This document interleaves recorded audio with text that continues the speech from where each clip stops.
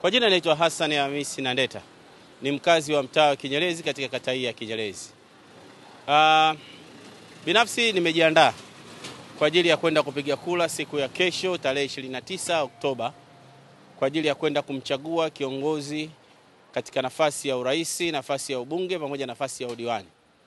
Na lengo haswa ni kwenda kumchagua kiongozi ambaye mimi nimeona kwangu mimi atanifaa kwa ajili ya kuendesha gurudumu la maendeleo katika nchi ya Tanzania, hususan katika kata pamoja na jimbo.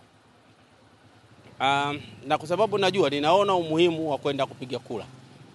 Ili lengo la kwanza ni kuhakikisha kwamba kumchagua kiongozi ninayemtaka. Lakini lengo la pili ni kutimiza haki yangu ya kikatiba. Kwa hiyo nakwenda kwa lengo la kuchagua kiongozi ninayemtaka. Na nipende kuwasisitiza wenzangu, Watanzania wenzangu, hususan wakazi wa kata ya Kinyerezi. Tuambatane kesho, tuamke mapema kwa ajili ya kwenda kuhakikisha kila mtu anamchukua mwenzie kwenda kwa ajili ya kwenda kupiga kura. Hii ni haki yetu ya msingi. Yapo ambayo tumeyaona yamefanyika na tunataraji hawa viongozi tutakao wachagua wataendeleza hapa ambapo wenzao wameachia.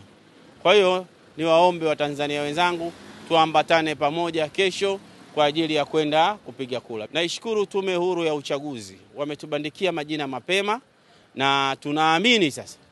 Mimi nimeshakwenda nimehakiki jina langu. Wewe ambaye bado hakikisha kwamba unakwenda kuhakiki jina lako, na ukishindwa kuhakiki jina lako pale kwenye kwa sababu wanaobandika nao binadamu. Lakini vile vile Tume Huru ya Uchaguzi wametuwekea njia rahisi kwa kupitia simu zetu za mkononi. Unabonyeza *150 *02.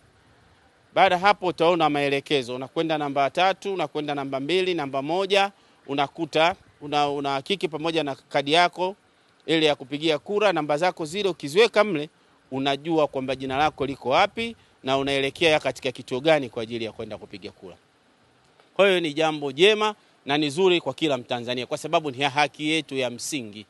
Tusije tukaipoteza haki ya msingi kwa sababu wapo wenzetu katika nchi mbalimbali wanaikosa hii fursa ambayo sisi wa Tanzania tunayo. Baada ya kusema hayo, mimi nipende kushukuru na nipende sana kuishukuru Tume Huru ya Uchaguzi kwa sababu wametuwekea huru.